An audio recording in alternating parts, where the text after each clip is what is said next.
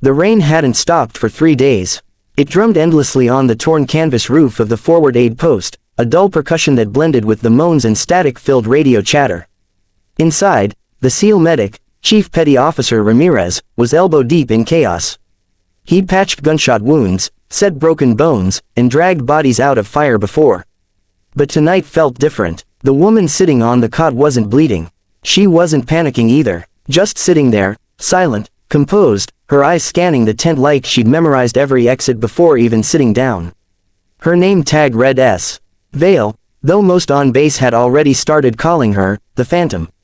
Expend scene 1 in 500 words. Ramirez cleared his throat as he sterilized a needle. You were in the sniper Overwatch, right? Second Ridge. She nodded once. No wasted motion. He tried again, half joking to cut the tension. Heard someone dropped a target at over 3 clicks. Wind, rain, uphill angle. That's damn near impossible. Vale finally looked up. Her gaze was steady, unreadable, and it made even the battle-hardened medic hesitate. That was my shot, she said quietly. Ramirez blinked. 3,400 meters. You serious? She didn't answer right away. Instead, she reached into the pouch on her vest and slid out a folded photo, a grainy black and white image of a small team posing beside a skull insignia carved into a crate. Ghost Division was stenciled beneath it. Where'd you train? He asked, curiosity edging into disbelief. Vale leaned forward, voice barely above a whisper. Ghost Division, classified range, altitude 9,000 feet. The record wasn't supposed to exist. Ramirez froze mid-motion. He'd heard rumors, a unit so secret it wasn't listed on any roster, composed of soldiers trained to make shots beyond known limits. Officially, the Ghost Division was a myth used to scare recruits. But the look in her eyes wasn't myth. It was memory. The ridge was a scar of jagged rock and wet moss, swallowed by fog. Phantom 7, Vale, crawled up its slope like a ghost returning to her haunt. Her ghillie suit, soaked through, blended perfectly with the mud and lichen. Each move was deliberate, controlled, like she'd done it 1,000 times before. Below her, the valley flickered with tracer fire. SEAL Team Bravo was pinned behind a burned-out convoy, their calls cutting through the comms like panic wrapped in static. Bravo actual to Overwatch, any visual on that mortar team.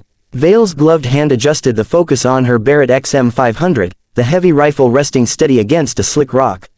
Through the scope, she saw movement, 3 insurgents setting up a tube, 2 more hauling crates of shells. Distance readout, 3,412 meters. Wind cross speed, 14 miles per hour east.